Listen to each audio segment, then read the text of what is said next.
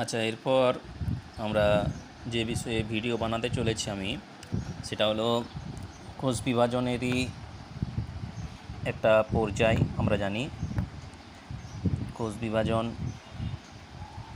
আমরা এর আগের ভিডিওগুলোতে দেখেছি। কোষ বিভাজনের ইন্টারফেজ এবং এম ফেজের ইন্টারফেজ দশা সম্পর্কে আমরা জেনেছি এবং এম ফেজ, এই এম ফেজের আমরা ক্যারিওকাইনেসিস সম্পর্কে জেনে নিয়েছি। ক্যারিওকাইনেসিস আমরা জেনে গেছি। এই ক্যারিওকাইনেসিসের বিভিন্ন যে দশাগুলো ছিল, প্রোফেজ, মেটাফেজ, অ্যানাফেজ, টেলোফেজ, এগুলো সম্পর্কে আমরা জেনেছি। তো আমাদের বাকি রয়ে গিয়েছিল সাইটোকাইনেসিস। সেই সাইটোকাইনেসিস সম্পর্কে এই ভিডিও। তো আমরা সাইটোকাইনেসিসের অর্থ আমরা জানি। ক্যারিওকাইনেসিস মানে আমরা জানি ক্যারিয়ন মানে নিউক্লিয়াস, নিউক্লিয়াসের বিভাজনকে ক্যারিওকাইনেসিস বলা হয়। এবং সাইটোকাইনেসিস কথার অর্থ হলো সাইটোপ্লাজমের বিভাজন। সাইটো এসছে সাইটোপ্লাজম থেকে এবং কাইনেসিস মানে হলো বিভাজন, অর্থাৎ সাইটোকাইনেসিস মানে হচ্ছে সাইটোপ্লাজমের বিভাজন। তো যাই হোক, এরপর আমরা সাইটোকাইনেসিস পদ্ধতিটা দেখে নিই, সাইটোকাইনেসিস কীভাবে সম্পন্ন হয়। তো ক্যারিওকাইনেসিসের ফলে আমরা জেনে গেছি যে ক্যারিওকাইনেসিসের ফলে আমাদের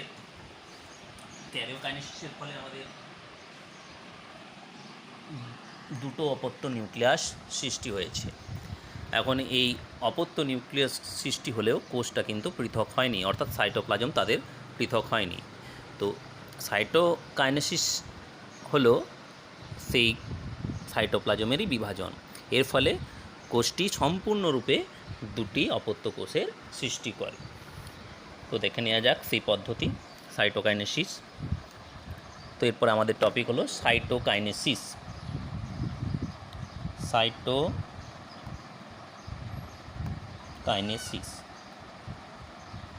সাইটোকাইনেসিস মানে সাইটোপ্লাজমের বিভাজন।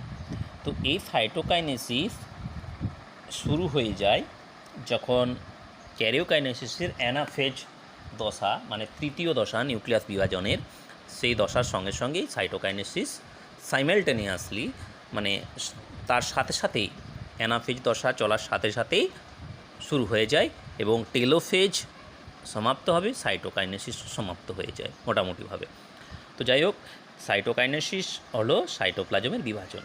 তো উদ্ভিদ কোষের সাইটোকাইনেসিস এবং প্রাণী কোষের সাইটোকাইনেসিসের একটু পার্থক্য রয়েছে, কারণ উদ্ভিদ কোষের ক্ষেত্রে আমরা জানি যে কোষ দুটোকে বিভাজন হতে গেলে আমরা জানি যে উদ্ভিদ কোষে প্রাণী কোষের তুলনায় এক্সট্রা একটা উপাদান আছে, যেটা হচ্ছে কোষ প্রাচীর।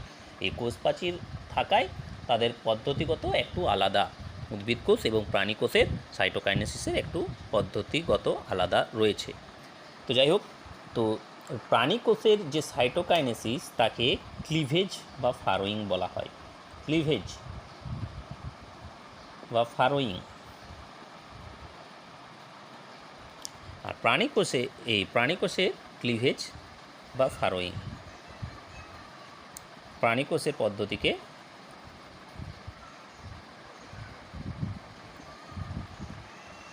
প্রাণী কোষের সাইটোকাইনেসিস। প্রাণী কোষের সাইটোকাইনেসিস হলো ক্লিভেজ বা ফারোয়িং। উদ্ভিদ কোষের হলো সেল প্লেট বা কোষপাত গঠন। কোষপাত বা সেল প্লেট।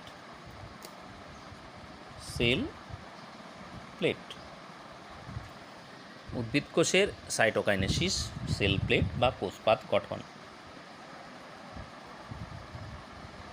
তো এবার দেখে নেওয়া যাক কী কী সেই পদ্ধতি। তাহলে ক্লিভেজ বা ফারোয়িং হলো প্রাণী কোষের সাইটোকাইনেসিস, আর কোষপাত বা সেল প্লেট ফর্মেশন হচ্ছে উদ্ভিদ কোষের সাইটোকাইনেসিস। তো প্রথমে আমি আসছি এই প্রাণী কোষের সাইটোকাইনেসিস অর্থাৎ ক্লিভেজ বা ফারোয়িং।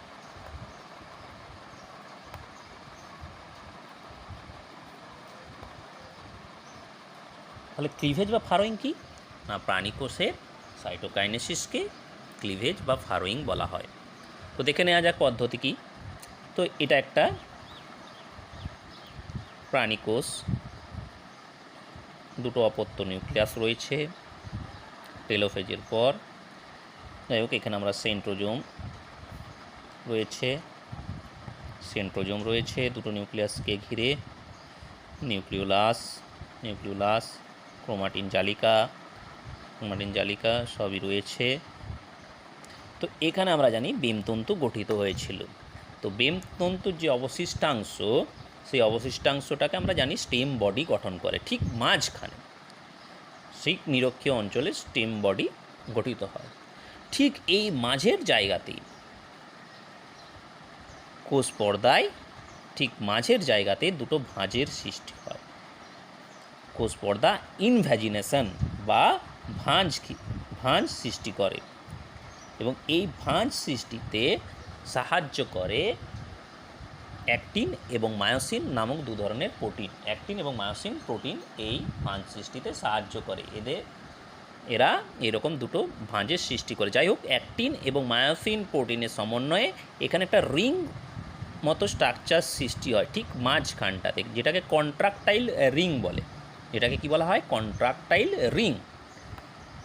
কন্ট্রাকটাইল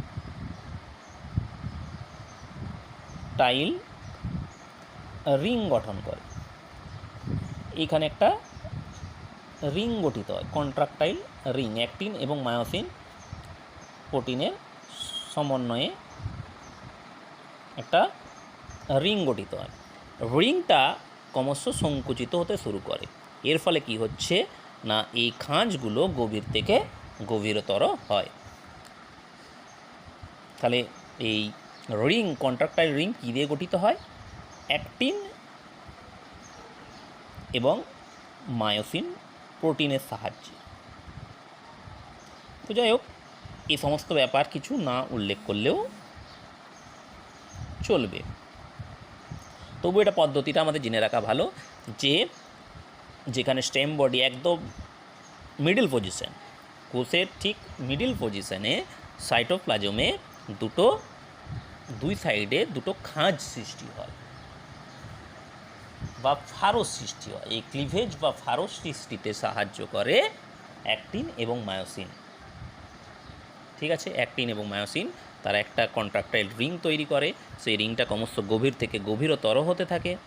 খাঁজগুলো রিংটা সংকুচিত হতে শুরু করে। এর ফলে কি হয় না, খাঁজগুলো ক্রমশ গভীর থেকে গভীরতর হতে শুরু করে। ক্রমশ গভীর থেকে গভীরতর হচ্ছে এবং প্রতি পাশে পরস্পরকে স্পর্শ করবে এবং দুটো অপত্য কোষে সৃষ্টি করবে। তো এটাই হলো প্রাণীকোষের পদ্ধতি। তাহলে পদ্ধতিটা কি? প্রথমে দুটো নিউক্লিয়াস রয়েছে, মাঝখানে নিউক্লিয় পর্দায় একটা ভাঁজের সৃষ্টি হচ্ছে। ঠিক মাঝখানে এই ভাঁজটা ক্রমশ গভীর থেকে গভীরতর হচ্ছে, ক্রমশ গভীর থেকে গভীরতর হচ্ছে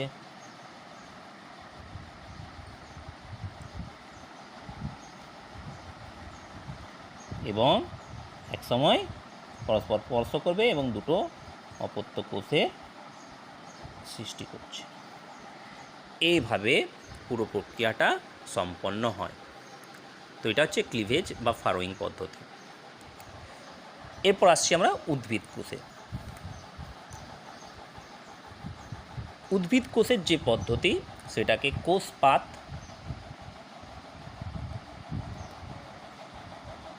বা সেল প্লেট ফরমেশন। তো উদ্ভিদ কোষে আমরা জানি যে এক্সট্রা একটা কোষ প্রাচীর রয়েছে। এটা ধরা যাক একটা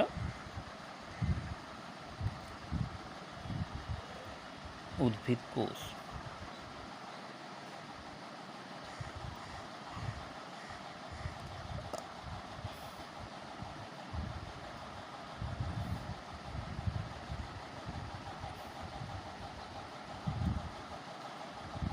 এটা একটা উদ্ভিদ কোষ।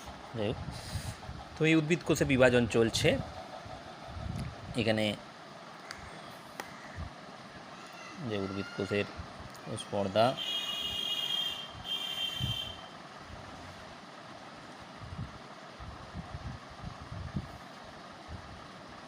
এটা কোষ পর্দা। এখানে আমরা নিউক্লিয়াসের বিভাজন হয়ে গেছে, দুটো অপত্য নিউক্লিয়াস সৃষ্টি হয়েছে, নিউক্লিওলাস, ক্রোমাটিন জালিকা বা নিউক্লিয় জালিকা দেখতে পাচ্ছি।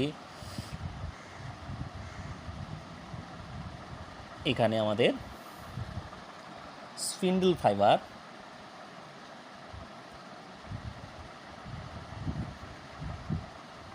যেগুলো মাইক্রোটিউবিউল দ্বারা তৈরি হয়েছিল সেগুলো রয়েছে। যাই হোক, তো এই মাইক্রোটিউবিউল বা মাইক্রোফিলামেন্ট এরা ঠিক মাঝখানে একত্রিত হতে শুরু করে। এই মাইক্রোফিলামেন্টগুলো মাঝখানে এসে জমা হতে শুরু করে, দিয়ে তৈরি করে ফ্রাগমোপ্লাস্ট। ফ্রাগমোপ্লাস্ট গঠন করে, ফ্রাগমোপ্লাস্ট।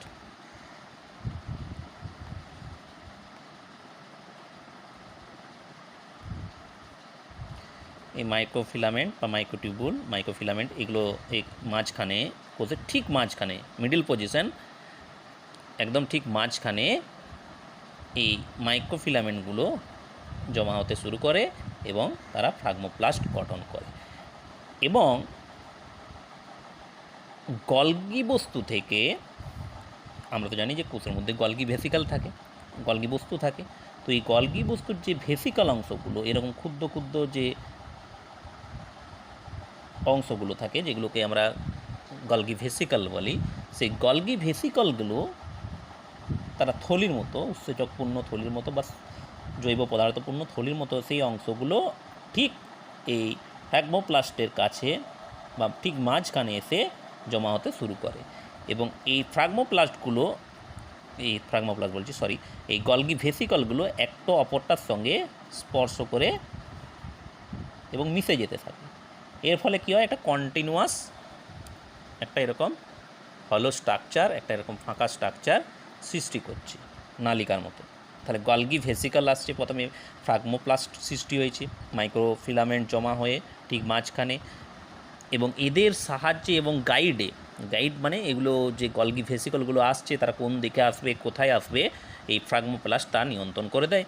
তো এই ফ্রাগমোপ্লাস্ট এর কাছে এই গলগি ভেসিকলগুলো আসতে শুরু করে এবং জমা হতে শুরু করে, এবং গলগি ভেসিকলগুলো কী হচ্ছে, পরস্পর মিলিত হয়ে যাচ্ছে। মিলিত হয়ে যেটা গঠন করছে অ্যাকচুয়ালি, সেটা অনেকটা রেড কালার দিলে ভালো হতো। তো এই গলগি ভেসিকলগুলো, এগুলো হচ্ছে গলগি ভেসিকল, এগুলো গলগি ভেসিকলগুলো আসছে রেড কালারে। এই গলগি ভেসিকলগুলো আসছে, পরস্পর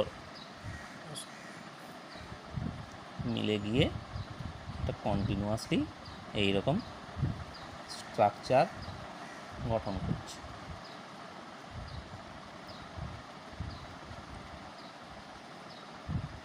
এবং এটাকে আমরা সেল প্লেট বা কোষপাত বলছি। দুটো কোষের বিভাজন সম্পন্ন, এবং ঠিক এই মাঝখানে এক্সোসাইটোসিস পদ্ধতিতে আমাদের বিভিন্ন প্রকার পদার্থ এখানে খরিত হয়, এবং ঠিক মাঝখানে মিডিল ল্যামেলা গঠিত হয়, যেখানে বিভিন্ন ধরনের উপাদান, পেকটিন, সেলুলোজ প্রভৃতি জমা হয়ে উদ্ভিদের যে কোষ প্রাচীর সেটা গঠন করে। এটা হচ্ছে উদ্ভিদ কোষের কোষপাত বা সেল প্লেট। যাই হোক, আমি একবার রিপিট করে দিই পুরো প্রক্রিয়াটা। তো উদ্ভিদ কোষের যে সাইটোকাইনেসিস তাকে কোষপাত বা সেল প্লেট বলে।